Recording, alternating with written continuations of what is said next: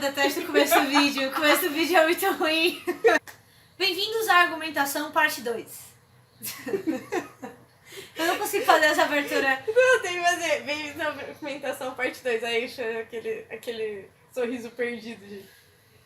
Aí foca. Bem-vindos à argumentação parte 2. Parte 2. Agora a gente vai entrar numa coisa chamada meio que argumentação material. É o quê? Olha, vocês entenderam o que é que tem que existir para um argumento estar lá. Agora, o que eu faço esse argumento bom? É quando esses elementos da argumentação, a ideia, o fundamento e a referência, vêm os três bem amarrados. Quando tá tudo bem amarrado e tudo construído de uma forma bem razoável, o argumento é bom. Como é que isso funciona? Você já tem a ideia. O debatedor, isso é trabalho do debatedor, precisa estabelecer entre a ideia e fundamento uma conexão de coerência. Tem que ter uma explicação ali que seja coerente. Olha, isso é válido e tem uma boa conexão com isso.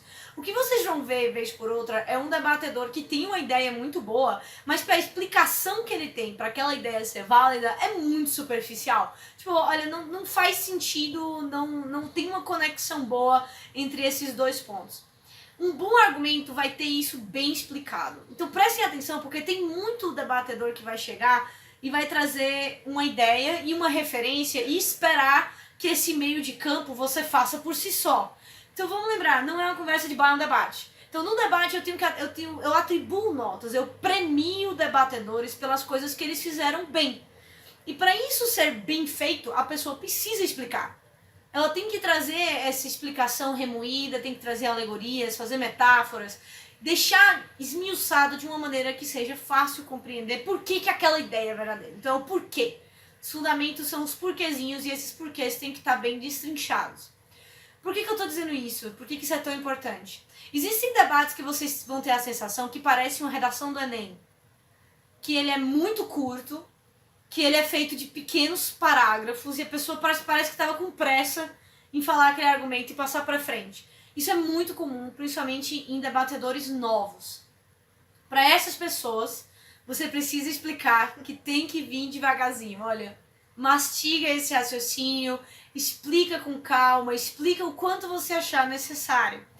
Tenta refinar a linguagem, a gente vai falar de oratória mais para frente, mas por enquanto eu acho que esse é um raciocínio bom. A ideia de que tem que ter essa conexão de coerência. Não teve uma conexão de boa coerência, ou a pessoa pulou da ideia para a referência, ela quis dizer que aquilo ali é meio que auto-evidente. E isso não é. Gente, voltando à ideia que eu falei na primeira parte, você tem uma caixinha e essas pessoas vão colocar areia nessa caixinha. Você não pode adicionar coisas a essa caixa. Você só pode olhar para o que está dentro dela, para o conteúdo dessa caixa e atribuir uma nota. Se a pessoa não fez uma boa explicação, um meio de campo legal naquele argumento, a culpa não é sua. Você não precisa encher esse espaço. Eu entendi o que ela queria dizer, mas ela não disse. Então você não dá nota para isso. Você não premia a pessoa por coisas que ela não fez bem. Mas você também não precisa penalizar. O que você vai fazer aqui é dar uma lógica de subida. Olha, ele fez isso bem, fez isso bem, fez isso bem. É um bom argumentador. É a pessoa que estabelece bem a coerência. Entre a ideia, o fundamento e a referência tem que existir verossimilhança. O que é a verossimilhança? É quando você vai trazer o debate para o chão. O que isso quer dizer? No modelo do Mundial, se vocês virem alguns vídeos na internet, vocês vão ver que não é obrigatória a presença de referência. Eu não gosto muito desse modelo particularmente, tanto que a gente não vai adotar esse modelo durante o capixaba. Por quê? Porque não é um debate baseado na concretude. É um debate que é feito para uma discussão teórica. Isso é extremamente válido quando você fala de filosofia, quando você fala da ideia do dever ser. Só que um debate, principalmente, uma boa parte dos debates que a gente vive durante os torneios, eu imagino que no capixaba eu não faço parte da equipe de noções, mas eu imagino que essas noções também vão ser voltadas para a realidade, para o que está acontecendo no Brasil. Vocês percebem que os temas normalmente são puxados de uma coisa que você facilmente leria no jornal. Então você tem que trazer esse debate para o chão. Por que isso é válido para o Brasil? E esse é o papel da referência. O papel da referência não é você citar o que acontece na Mongólia, não é você citar o que acontece na Suíça. Se você vai citar o que acontece na Mongólia ou o que acontece na Suíça, diga por que isso é válido para o Brasil. Por que isso seria útil pra gente? Tipo, no último campeonato que eu participei, eu vi um rapaz que fez uma referência a um programa que deu muito certo na Suíça. E de fato, o programa deu muito certo na Suíça. Só que a pergunta é, isso daria certo no Brasil? Porque a noção era sobre uma coisa familiar. O ambiente familiar na Suíça é muito diferente do Brasil. A conexão entre pais e filhos é bem mais esparsa, assim, bem mais livre do que o que a gente experimenta na América Latina como um todo. Tipo, mãe e pai é uma coisa que você não nega, eles vão estar ali sua vida inteira. E na Suíça, com 18 anos, ó, pastil. Então, o problema da argumentação desse rapaz é que ele não conseguiu trazer essa argumentação para dentro do debate, trazer ela para o chão. E isso você faz com referência. Isso você faz construindo verossimilhança entre essa construção teórica que você fez e o chão. E o debate que a gente está tendo aqui no Brasil sobre esse assunto. Porque isso torna um debate rico e verossimilhante. Vocês vão ver que muitos argumentos são simplistas. No último debate que eu participei, mas eu também acho que era um problema da moção, mas não vinha a cabo essa discussão. Era um debate que tinha uma solução muito simples para um problema muito, muito complexo. E o problema desse debate é que ele realmente parecia Enem. Ele parecia que os raciocínios eram muito frágeis e não eram conectados com a realidade, com o que se vê no dia a dia. Então isso dificultava muito para os debates, muito para a adjudicação, na verdade, porque o debate pareceu pobre porque ele não pareceu ligado à realidade. Olha, o problema não é nada disso que vocês estão falando, não é superficial do jeito que vocês estão falando. Vocês estão esquecendo variáveis aqui que são importantes. Então, o que é um bom argumento? Um bom argumento é esse que está com esses 3 elementos bem mastigados. Ele está bem junto. É muito comum, e não se surpreendam, muito comum um discurso de 7 minutos com 3 ou 2 argumentos, ter notas mais altas do que um discurso com 5, 6 argumentos. Porque normalmente um discurso com 5, 6 argumentos vai ser muito fácil refutar. Se você só lança esses elementos como se eles fossem cartas e espera que eles façam efeito quando você joga na mesa, é muito fácil refutar. A refutação ela veio por meio de você quebrar a coerência e a verossimilhança dos argumentos da bancada de adversária. Então, se o debatedor adversário falou isso, você refuta dessa forma. Então, o que é o discurso que vai chegar até o final? O que é o discurso que vai sobreviver a um whip? É aquele que é bem feito, é um argumento que é bem amarrado e difícil de refutar. Tipo, olha, eu não consigo refutar esse argumento porque ele é muito coerente, ele é muito verossimilhante, ele é muito ligado à realidade, ele é muito relevante dentro desse debate.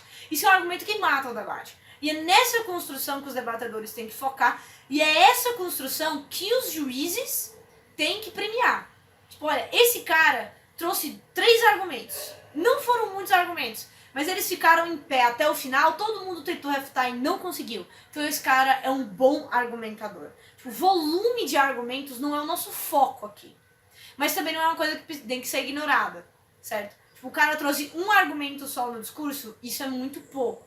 Vamos mirar aqui no raciocínio de, olha, 2 argumentos por discurso é um bom começo. 4 tá ótimo. São 7 minutos só. Se você consegue fazer bons 4 argumentos em 7 minutos, você é um fantástico argumentador. Mas isso varia de caso em caso. Tem gente que consegue metralhar diversos argumentos num discurso só. Isso é muito raro. Mas tem uma sensibilidade de ver, olha, existe argumento? A primeira pergunta é essa, existe? Faltou um daqueles 3 elementos? Pode cortar, não é argumento. Não existe argumento ali, é incompleto. Esse argumento é bom? Essa é a pergunta seguinte. Existe argumento? Esse argumento é bom? E aí você vai ver se esses elementos estão bem amarrados entre si. Eu vou atribuir uma diferença de nota entre um argumento incompleto, por exemplo, a pessoa deu uma ideia, ela fundamentou, mas ela não trouxe uma referência, então está incompleto. Mas qual a diferença de nota disso para um argumento completo ou um argumento que lançou uma ideia, deu um exemplo, mas não explicou muito bem? Às vezes a pessoa explica, mas ela dá uns saltos lógicos, então o fundamento fica falho. Então, como eu vou saber discernir o quanto de nota eu vou poder tirar disso? Porque não é uma tabela que não precisa, entendeu? Cara, isso acontece muito, essa dúvida surge muito em debates de, vamos chamar, tipo moção surpresa. Sim. Porque na moção surpresa, por exemplo, você não tem como pegar muito pesado nessa questão da referência. Uhum. Porque a galera tá muito ao vivo ali.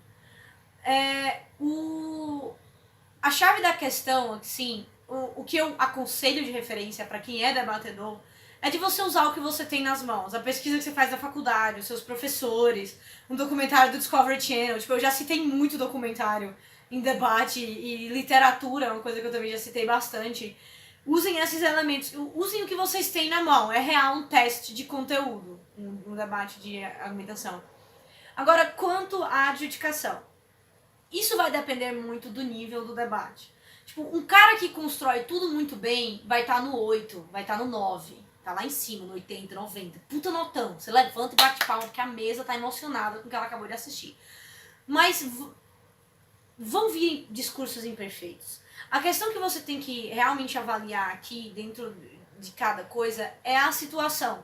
O nível do debate como um todo. Por exemplo, existem debates em que o nível de todo mundo cai porque ninguém trouxe muita referência.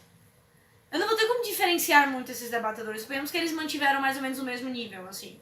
Vamos só falar, tipo, não tem referência. O cara, geral, trouxe qualquer referência. O que trouxer um pouco mais, merece ser um pouco mais premiado. Agora, entenda o seguinte, e isso é muito importante. A referência, ela não é só uma carta. É uma referência bem usada. Quando eu falo trouxe referência, é que o cara, para cada argumento, ele tinha pelo menos uma referência, e uma referência muito bem envolvida, explicada, me dizendo por que aquela referência é importante. Não é só, tipo, jogar na mesa e dizer, não, beleza, é isso aí. Não, não é assim. Você tem que me explicar por que aquilo é válido. Então, como é que eu vou fazer essa diferenciação? Normalmente, o que a gente faz é que a gente premia um pouco mais um fundamento bem feito. Tipo, entre um cara que tem boas referências e um cara que desenvolve um raciocínio melhor, a gente normalmente premia o raciocínio melhor. Porque é um trabalho mais árduo você estabelecer essas conexões do que você trazer a referência. Agora, essa é a questão, cara. O cara que traz a referência bem feita faz uma diferença muito grande no debate. Então, é real um caso a caso. E você vê... A pergunta que eu gosto de fazer quando eu tô adjudicando com os outros adjudicadores é quem contribuiu melhor pro debate. Tipo, olha, se eu removesse essa pessoa, seria uma cirurgia nesse debate. Ele faria muita falta. Tipo, olha, quem dessas pessoas contribuiu mais? Isso é uma coisa que eu gosto muito de falar, principalmente quando eu falo de whip. Porque às vezes um whip contribui mais com o debate do que todos os argumentadores construtivos. Mas isso porque ele traz o debate para a realidade, ele tem um conhecimento de circunstância melhor, ele faz uma refutação mais viva. Então o whip contribui muito para o debate, suponhamos, nessa situação. Então dessas duas pessoas eu aconselho, acho que a melhor resposta para essa tua pergunta, e é uma ótima pergunta, by the way, é quem contribuiu melhor? Quem é o grande contribuidor desse debate? É esse cara ou esse cara? Se eu tirasse ele da jogada, quem é que vai fazer falta? Então, é mais ou menos isso. Amém? Adjudicar é tipo, você tá na 5ª série e você vai ganhando estrelinhas pelas coisas que você faz melhor. Isso. Sabe? Não, exatamente isso. Você tá na 5ª série e o que você vai fazendo de bom, você vai ganhando estrelinhas por isso. Na real, e aí, isso. Tipo assim, se alguém fez melhor, vai ganhar mais estrelinhas. Isso, pronto, entendeu? Nossa, que